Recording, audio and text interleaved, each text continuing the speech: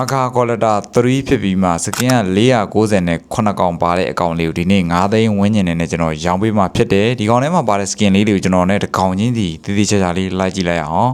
Gushin Legend skin ပါတယ် Luno Legend Gushin Keyword Lancelot Drawing skin Export Double 11 skin Harabuza Double 11 skin August Tower skin Yuzong Exo skin Link Colada Nathan Colada Fasa Colada Fazana Colada Paquido Keyword Dio Keyword နဲ့ Transformer skin တွေ Cartoon skin တွေ Prime skin တွေနဲ့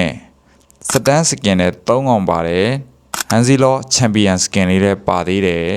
Keyboard skin တွေဆိုကျွန်တော်တို့အများကြီးကိုထပ်ပါပါတယ်